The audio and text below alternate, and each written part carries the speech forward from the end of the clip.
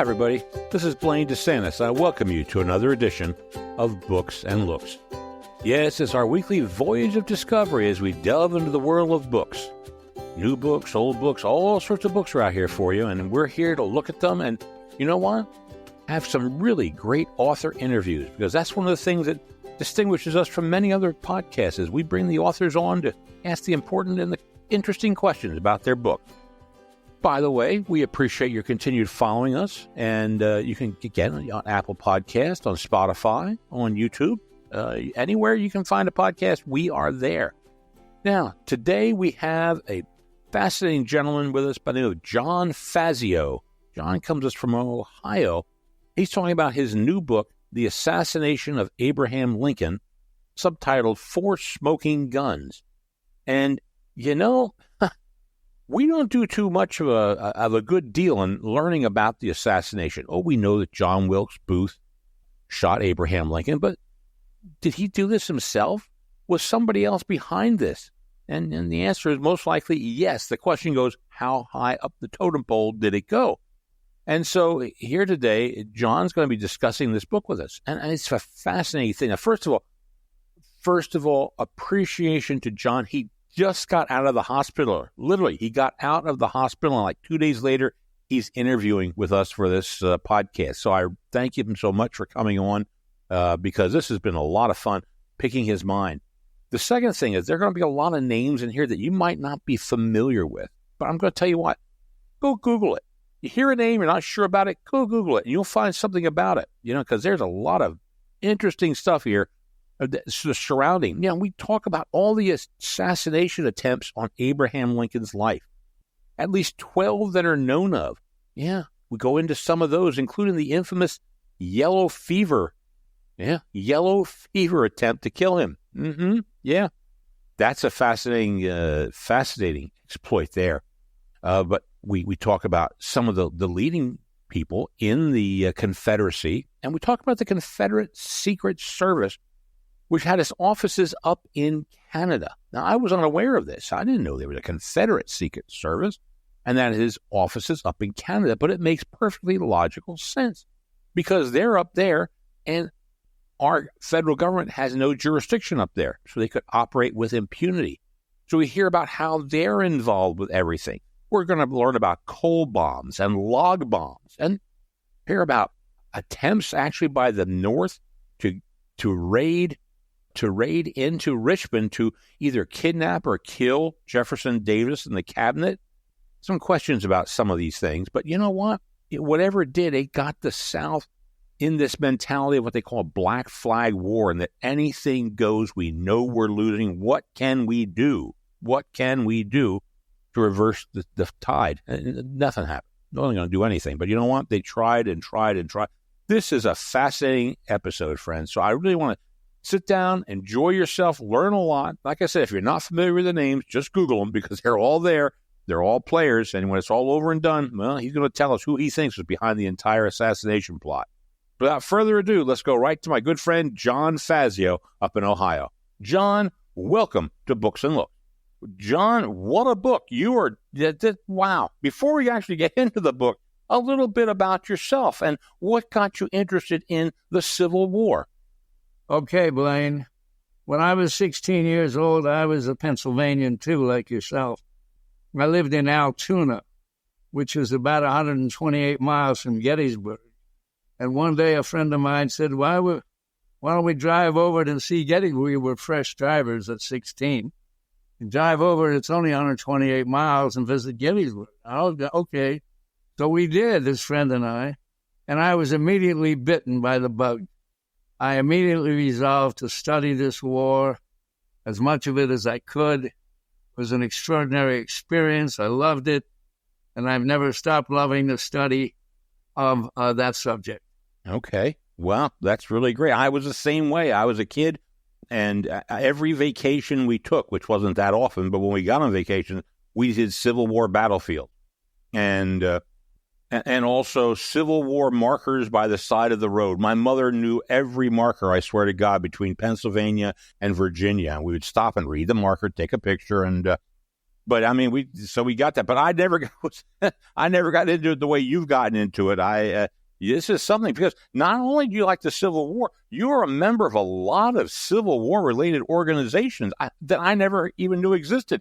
Tell us a little bit about that, John. I'm a member of the Cleveland Civil War Roundtable. That's Cleveland, Ohio, but there is a Cleveland, Tennessee.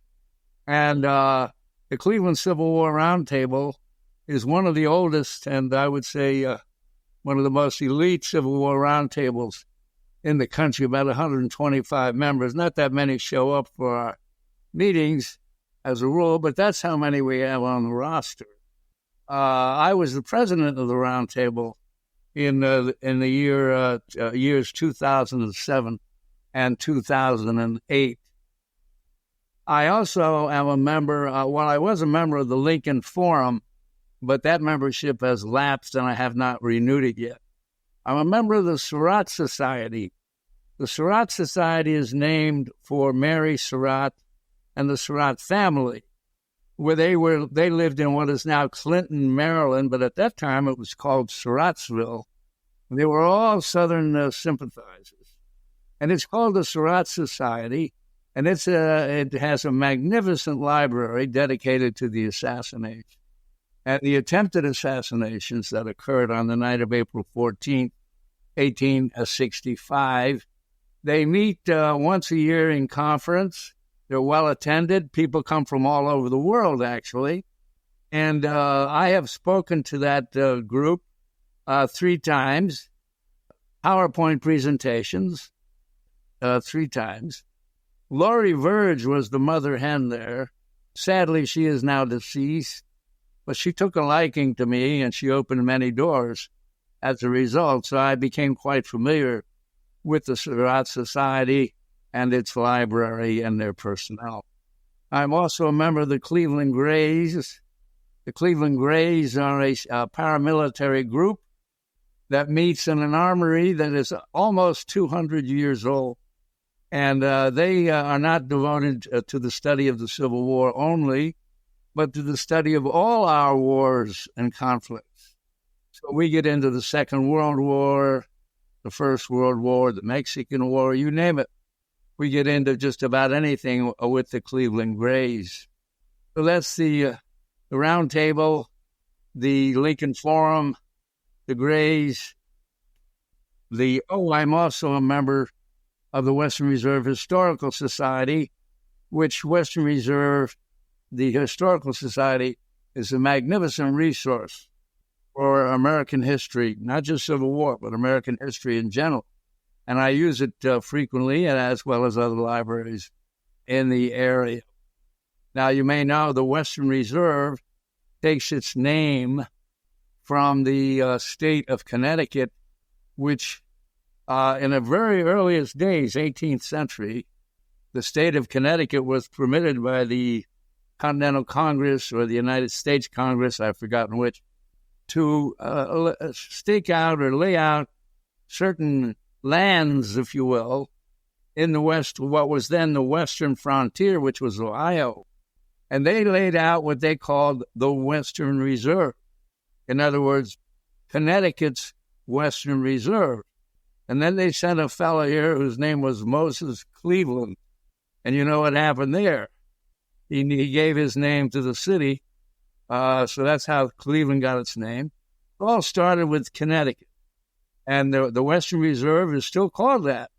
The Western Reserve, we have Western Reserve University, the Western Reserve Historical Society, and so on and so forth. My word. Now, you belong to so many. Can anybody join these organizations? And do you see a gap in the ages of the people who are in the organizations? Anybody is free to join the organizations, as far as I know. I know of no limitations. And as far as age, well, I tell you what is happening, Blaine. You probably heard this. It is happening, and it is happening. I don't think it's a mirage. What is happening is that as we get further and further from the war that we study, namely the Civil War, which ended in 1865, as we get further and further from it, in time, the newer generation, or generations, if you will, does not have the same interest in it that we had, or our parents or grandparents. They were much closer to it and therefore had a greater interest in it. The newer generation does not have the same interest. However, steps are being taken to correct that. There are people, stalwarts, I call them, people who are really into this subject in greater depth, if you will, and feeling even than I am. A guy like Mike Mobius, for example. Mike makes it his business to generate interest in the Civil War, and works closely with roundtables all over the country for that purpose. Well, great, very good. All right, got to keep that interest going because it's still very relevant, no doubt about it. Now, going on to the assassination. In school, we learn about John Wilkes Booth. We learn that he shot Abraham Lincoln. He jumped off the stage, broke his leg, and 12 days later was shot. And that's around it. We know nothing else. Tell us a little bit, was he a patsy? Was he set up? Where do you see Booth's place in history in this whole thing?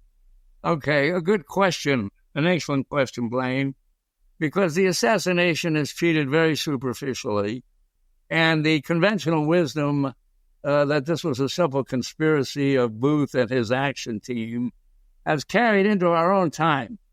I would say that most historians still accept it, although I don't have any figures on that. I might be mistaken.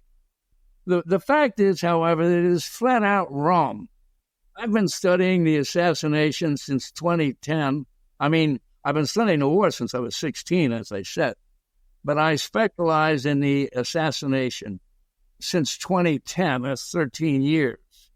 And my first book, Decapitating the Union, Jefferson Davis, Judah Benjamin, and the Assassination of Lincoln, I took 5 years of research and writing to put that book together, okay? So it's there for anyone who wants a really thorough, highly detailed, comprehensive treatment of the subject. It's 372 pages in 9-point type, and it's loaded with detail. On the other hand, some people love detail. I had James McPherson call me. McPherson is probably the foremost Civil War scholar in the country. He called me and told me he read the book and he loved it. And I said, well, people are saying it's highly detailed. He said, I thrive on detail, John. That's what he said to me. Okay. Now, I think patsy, if I may say so, is not the right word, because patsy suggests that he's just someone who's just being used, who doesn't even know he's being used. That's not quite the case. Booth was a member of the Confederate Secret Service without question. As such, he did the bidding of the Confederate Secret Service. They had him and his team, which he was authorized to gather after a conference he held in Boston in July of 1864, where he met with Confederate agents from the United States and also from Canada. And he was instructed there to gather a team for possible use. He did. As soon as he left Boston, he went to Baltimore and he started gathering his team. The first two were his chums, his boyhood chums, Sam Arnold and Michael O'Loughlin. And then he started branching out from that, gathering a team for possible use. Now, it was not supposed that he would be used. They had other people, top Confederate agents, like Conrad, for example, and many others one could name, top Confederate agents. So, but as matters turned out, it was just the luck of the draw, if you will. They did come to Booth.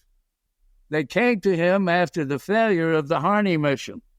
They sent Harney on or about April 1st to Washington with some explosives, and he had to pick up the detonators and everything people who were already in the area. It was Harney's mission. All this is well documented. This is not speculation. It was Harney's mission to blow up a wing of the White House into which top federal office holders, including the president and his cabinet, would be lured on the pretense of celebrating the Northern victory. And while they were there in great numbers, Harney was going to plant the explosives. They knew how to access it. Even Atzerodt, one of the conspirators, spoke about how they knew how to access the White House.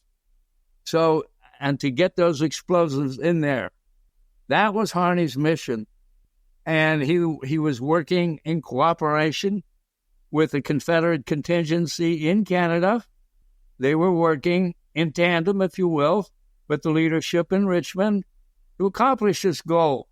In their eyes, a very noteworthy goal, because it might give them the opening they needed to salvage victory from what appeared to be certain defeat at that point, early April 1865.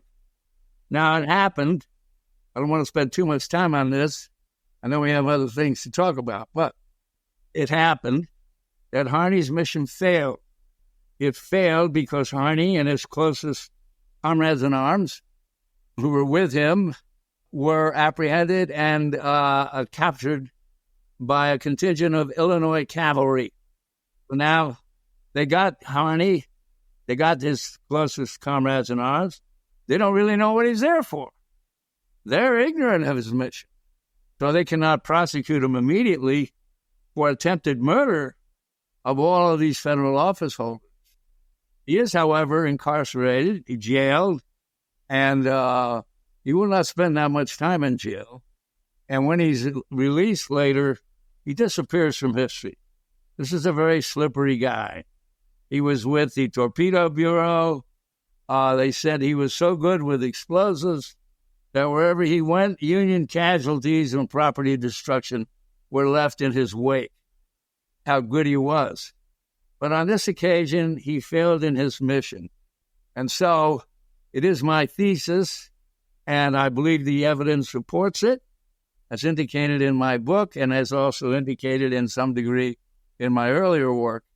It is my thesis that the Confederate leadership, realizing the failure of the Harney mission, turned to Booth as Plan B, advised him, and there are various ways that could have been accomplished, advised him that Harney mission had failed. We need you to go into action and approximate the results of the Harney mission, the intended results of the Harney mission. Now, there is a very, very important communication, which among other evidence, this is not the only evidence by any means, but there is a very important communication that went out from Booth to John Surratt, his right hand, was in Montreal at the time on a mission from the Confederate leadership in Richmond. He made his way to Montreal. This would have been early April.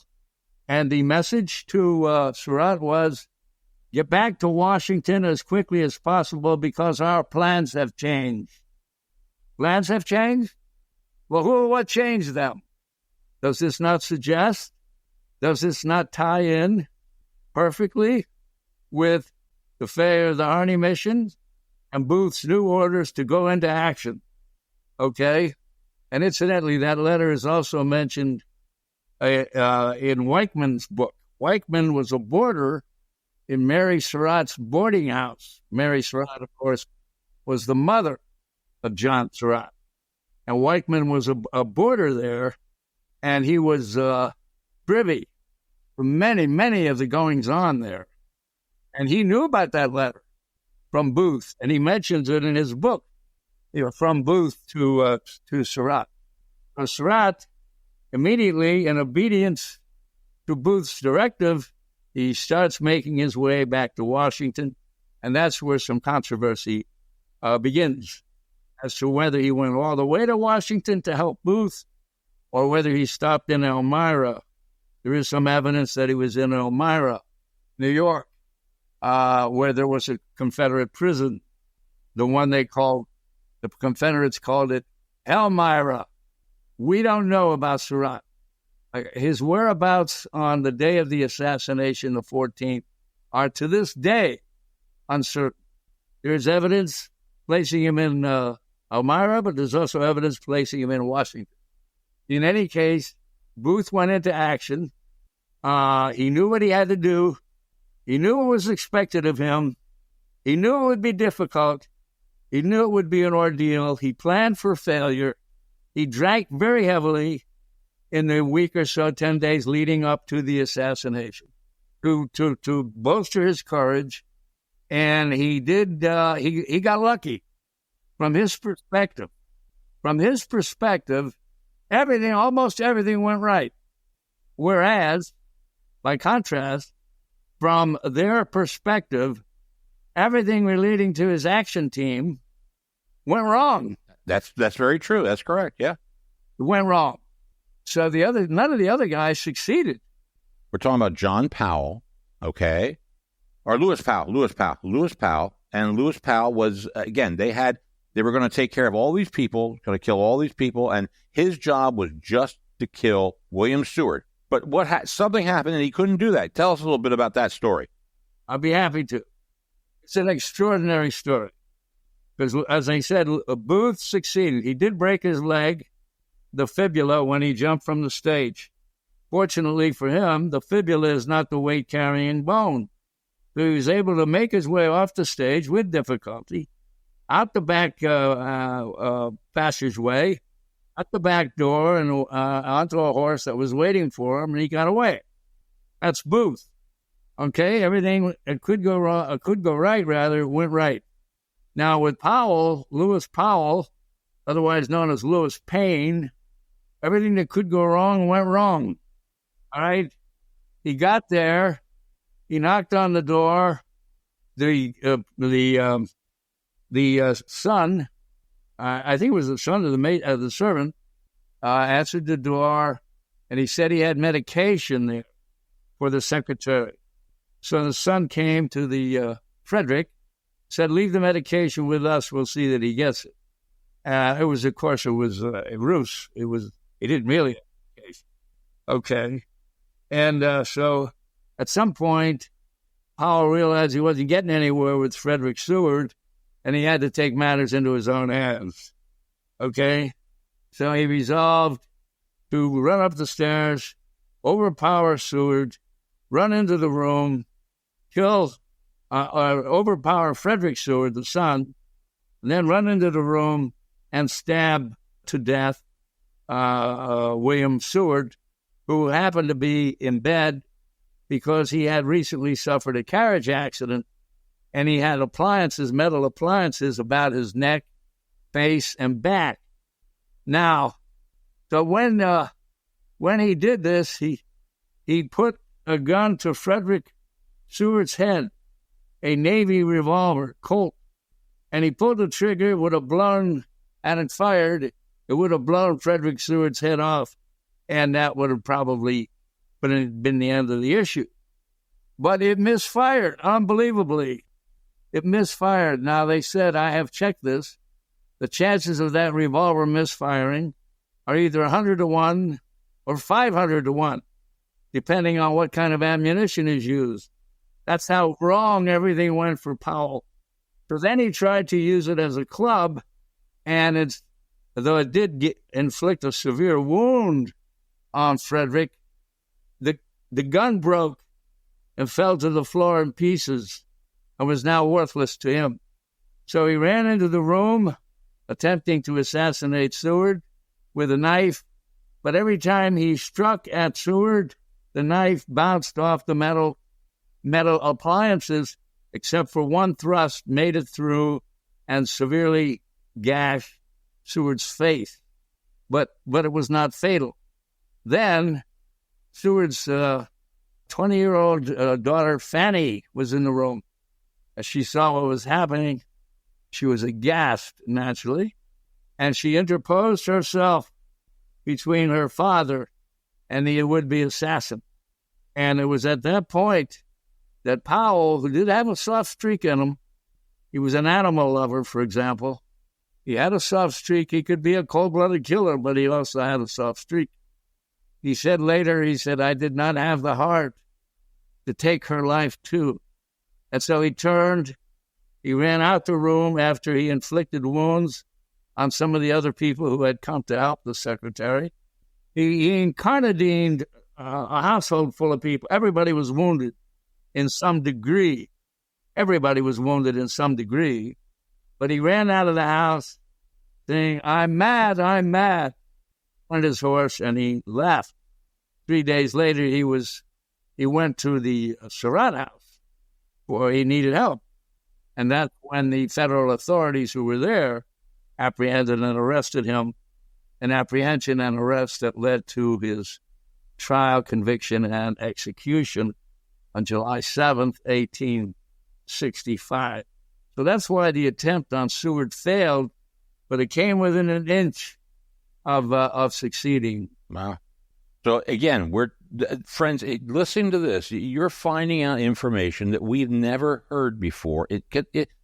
Yes, the people who are involved in the history of the Civil War, they know this. But for the general public, we've never heard a lot of these things. I never heard about the Confederate Secret Service. No, you don't realize that. And the thing, one of the names that was interesting, because I'm not sure if he was a member of the Confederate Secret Service, but he had control over a few people who he loaned to them, was, what is his name? He had the Mosby. Yeah, was he part of the Confederate Secret Service, and what was his situation? Well, he did Secret Service work. We are certain of that. Whether he had a direct hand in the assassination is cannot be known with certainty. The evidence suggests that he did play a role with respect to dispatching men, about 150 of them, from his Mosby's Rangers, which was 43rd Battalion, Virginia Battalion. They were more familiarly, if you will, known as Mosby's Rangers. And it is known that in connection with the Harney mission, that he dispatched from his Rangers about 150 men to assist Harney with respect to his entrance into Washington for the purpose of destroying the federal leadership and his exit therefrom after the job was done. Okay, now that could hardly have happened without Mosby's knowledge. There is some evidence that Mosby actually met with Booth, but again, it's weak. It's not. There's speculation there. It's not solid. So we don't have. There's some evidence that that Mosby was in Richmond at the time when Harney's mission was being planned. Okay, again, we don't have solid proof of Mosby's participation in the assassination. One of the things that's fascinating about Mosby, and again, folks, if you don't know him, you go take some look something up on him. Yeah, here's a guy who was, involved, I think, somehow with the assassination, and yet when the war was over, he, I think he like John and I think he was an attorney. He became he was part of the Grant administration. He became our representative over in, I think, Hong Kong or Tokyo. Yes, Hong Kong. And this is some of the difficulties that we still struggle with, that these people who were part of the Confederacy came back to the Union, came back and represented the government after the war was over. And we don't quite know what to do with these people. Do you agree to say about that, John? Yeah. What's your thought on that? Yeah. Well, it's an interesting perspective, and Mosby wasn't the only one. The only thing I could suggest to you, Blaine, is it sometimes happens. It doesn't always happen by any means. It doesn't even more often happen by any means. But it does sometimes happen that these warriors have so much respect for each other as warriors They know what they've been through. They were fighting on opposite sides, yes, true, but they demonstrated their bravery, their courage, their commitment, their love of country, and so forth. They've demonstrated it many, many times. And one warrior cannot help but respect that, even in an adversary and an enemy. So what I'm suggesting to you is something like that happened with respect to Grant and Mosby. It certainly happened with respect to Grant and Lee. You know, there were two meetings, at least two that we know of, between Grant and Lee after the war, where they spoke very well of each other. As a matter of fact, Lee entertained some criticism of Grant in the university in which he taught. One of the students made some reference to Grant's drinking habits. And Lee said to him, "Young man, if I ever hear you criticizing General Grant again, for that or any other reason, either you will leave this institution or I will. Have I made myself clear?" Okay, that's how much they respected each other. So, to get back to Mosby, I think something like that happened between Mosby and Grant. Both were fierce warriors. Both absolutely excelled at what they did, fighting. Mosby was his exploits are legendary. You got to read books just about him and his Rangers. It's absolutely extraordinary what they accomplished with a relatively few number of men. So I'm confident that something like that happened. Grant had nothing but great respect for Mosby, and now that the war was over, the country was moving on. And incidentally, Mosby did not always demonstrate the racism that many other of his comrades did. He had a certain tolerance and an appreciation for black people. So anyway, which made it easier for Grant to work with him. So another one, incidentally, if I may mention in passing, because Mosby became a Republican, Grant was James Longstreet. Oh, yes, yeah. James Longstreet was, Lee called him his old war horse. Old Pete, they called him. One of the very best generals in the Confederate Army. And Longstreet, too. He became a Republican after the war. He reconciled himself to the defeat. Anyone who had any brains needed to reconcile himself to the defeat. There was no sense of continuing the fight. The issue had been decided. The country was going to be one country, and we weren't going to have slavery anymore. Those issues had been decided, okay? And you needed to accept them. And while you accepted those issues, the country's decision, the military decision, if you will, with respect to those issues, then you could work your way back into society. And that is exactly what Longstreet did. That's exactly what Mosby did. And there were others, of course, needless to say. I think there's a new book coming out on Longstreet in the very near future. It may have come already. But yep, that's coming out. I like Longstreet. I thought he fought on the wrong side, but I like Longstreet. Cannot help but like him. Yeah, I know. Yeah, I know. Yeah. Well, there's so much here and so many names, but I just want to, we don't have much time. I have two things I find fascinating. Two things. Well, I find everything fascinating, John. I found everything. First of all, tell us a bit about the yellow fever attempt on Lincoln's life. Now, I never heard this. What happened was the Union launched two raids against the Confederate capital, Richmond, in early 1864. The first was led by Isaac Wistar, and the purpose was to free Union POWs because word reached the Lincoln administration that the Confederacy was getting ready to pull these POWs out of Richmond and ship them south beyond the reach of Union forces and would-be rescuers. Okay. And that turned out to be Andersonville in Georgia. All right. So word reached the Lincoln administration. So they authorized the Wistar raid, to save these guys. Well, it failed. It failed because it was poorly planned for, and the Confederate elements in the Confederacy knew all about it, and they were ready for it.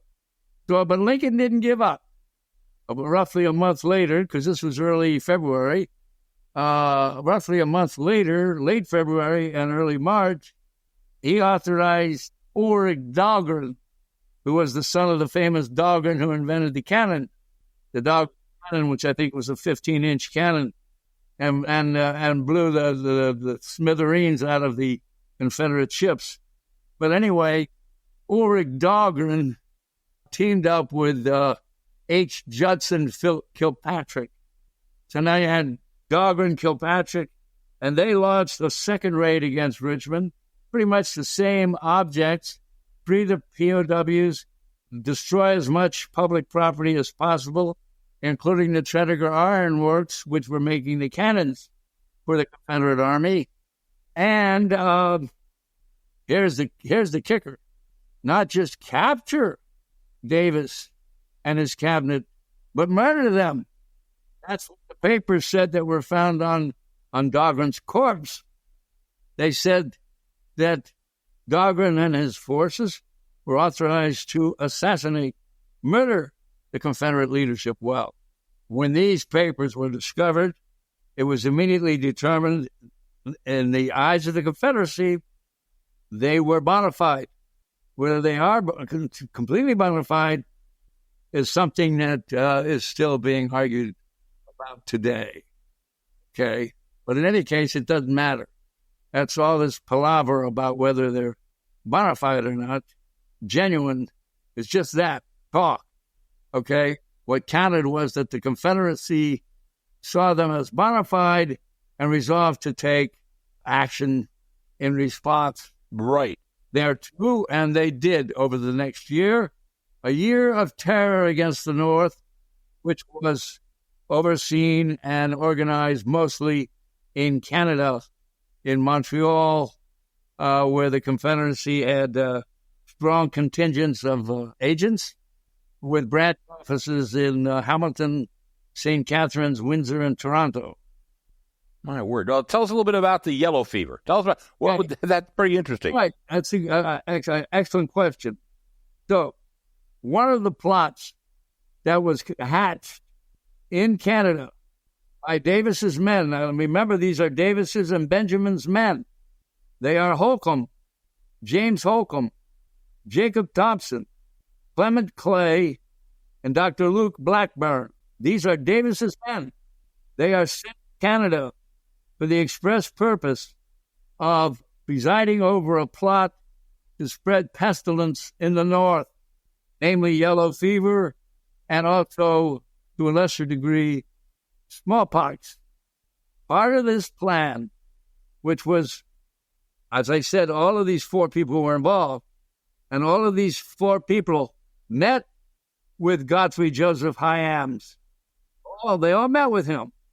But the main guy was Dr. Luke Blackburn, because he was the guy who was importing what he thought was infected clothing from Bermuda, where there had been an outbreak of yellow fever.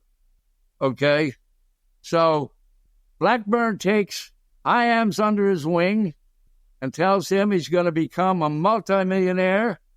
He's going to earn at least a minimum of $100,000, and perhaps 10 times that amount. That's $1 million. Those days, that would be the equivalent of $15 million today.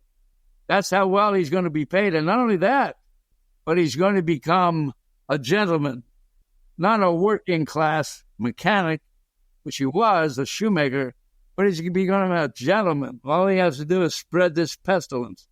Okay? Now, part of the plot of spreading pestilence involved sending shirts, brand new shirts, that were, quote, unquote, infected with yellow fever by Blackburn or his subordinates. Okay. And, but Hyams testified before the commission which tried the conspirators, the Lincoln co-conspirators, that is, Booth's action team, he testified that he would not have any part of that part of the plot. He would not deliver the infected shirts to the White House. But he added significantly, he did participate in the rest of the plot, and then he added significantly that he heard that the shirts, in fact, had been delivered. Now, the reason Lincoln didn't get yellow fever is because you don't get yellow fever that way. You get it from the bite of a mosquito. They didn't know that yet, and they wouldn't know for about 30 or 35 years when Dr. Walter Reed proved it around 1900. You know, John, these are some of the facts, and friends, these are some of the facts that you're going to find out in this book. It is well-researched, to put it mildly. You hear John talk. He is an expert. He knows what he's talking about. He's giving us names and events that I never heard of, probably you never heard of, and he puts a case together that there was a plan, and it was not John Wilkes Booth. So now my last question for you today is, where did the plan originate? Who was the person behind the assassination, if we know that as of right now?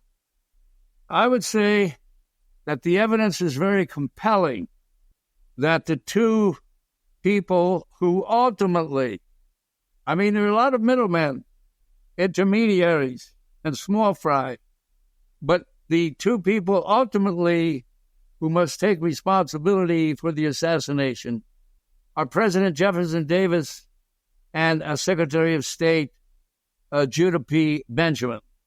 Now, we know that from a lot of evidence, but perhaps the most compelling evidence we have is the affidavit that was prepared by Henri Beaumont de Saint Marie after he spoke numerous times to John Surratt in Italy, in Italy, where they both were members of the Papal Zouaves.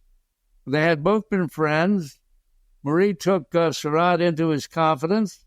Surratt admitted a lot of things, which then Marie committed to the affidavit, which went to local authority, Rufus King in Italy, who was the ambassador, and also to Secretary Seward in the United States. Among other things, Surratt said, when asked if Davis had anything to do with the assassination of Lincoln, he said, "I am not going to tell you," which is as good as an affirmative answer, because it means that Surratt knows and that Davis was complicit.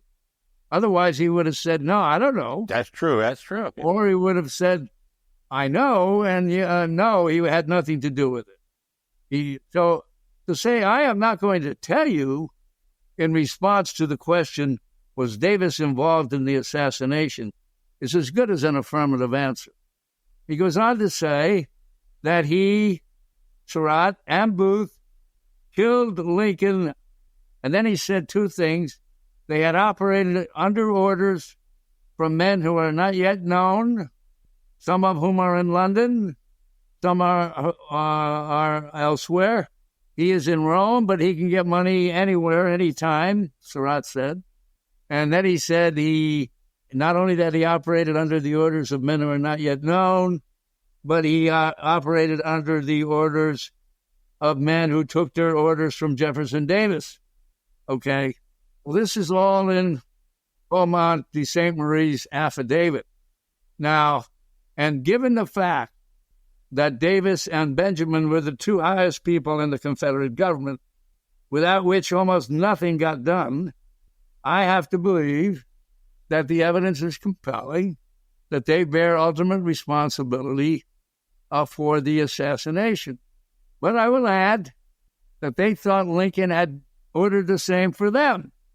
With respect to the Wistar and the Dogger and Kilpatrick raid, they thought they were responding in kind. If you think you can conspire to assassinate us, we're going to conspire to assassinate you. This is exactly what they did, except that they were successful, whereas Lincoln was not successful. Well, there you have it. There you go. We have chatted for, my word, 3/4 of an hour. We've got lots of names, lots of conspiracies, lots of attempts on Lincoln's life. You can read it all in his book, The Assassination of Abraham Lincoln, 4 Smoking Guns, and you will find out all there is to know about this, and it's as good a treatment of this subject as you are going to find. You know, this is a fine book. Well, thank you so much for spending time with us, John. We thank you for being on Books and Looks. I hope you have a really good rest of the day and a good holiday season. I want to thank you for organizing this. I'm pleased to make your acquaintance, needless to say, as well as your sons. And I'm very grateful to you for organizing it. And incidentally, behind me, you see that is the Battle of Hampton Roads. And this is Grant and his generals, 2 Civil War paintings that I have in my home. So, thanks so much for everything, and I hope to see you again sometime. Very good. After your next book. Hey, friends, we're going to be right back in just a moment.